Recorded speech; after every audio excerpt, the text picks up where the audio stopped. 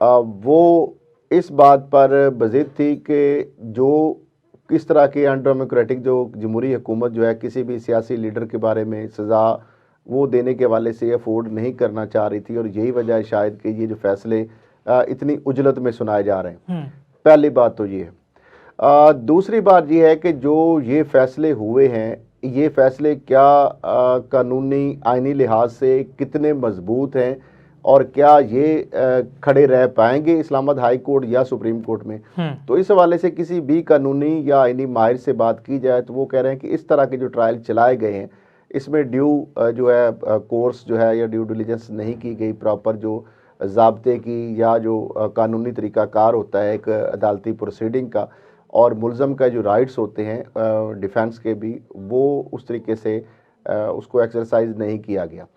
और ये सारे जो इसके फ़वाइद होंगे वो यकीनी तौर पर मुलज़मन जो बेनिफिट ऑफ डाउट या ये जो लिकोनाज हैं इसका फ़ायदा जो है वो मुलज़म पार्टी को हमेशा होता है। अच्छा, तीसरी चीज़ इसके अंदर ये है कि जो आपने कहा कि 2 केसेस के अंदर तो फैसले आ चुके हैं। साइफ़र में 10 साल सज़ा है शामुल कुरैशी को और बानी चेयरमैन पीटीआई को, और इस तरह तोशा खाना के अंदर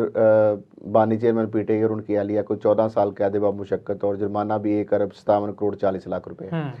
अच्छा, इसके साथ साथ आगे और भी केसेस हैं, और वो केसेस हैं, एक तो जिस तरह आपने बताया कि अल-कादिर ट्रस्ट वाला जो है 190 मिलियन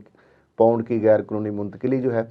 वो केस है, उसके फैसले आने का भी लेकिन कल साहब एक और चीज़ वाज़े कर दें यहाँ पे हमारे नाज़रीन के लिए कि जो अभी तोशाखाना केस में फैसला सुनाया गया ये घड़ी के मामले पर नहीं है, जो घड़ी के मामला उठाया गया था इससे पहले ये ज्वेलरी सेट का कहा जा रहा है, उसमें कोई रेफरेंस बनाया गया है? जी ऐसे ही है, बिल्कुल इसमें ज्वेलरी वगैरह और चीज़ें भी हैं काफ़ी ज़्यादा।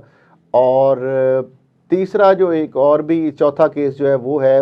इद्दत में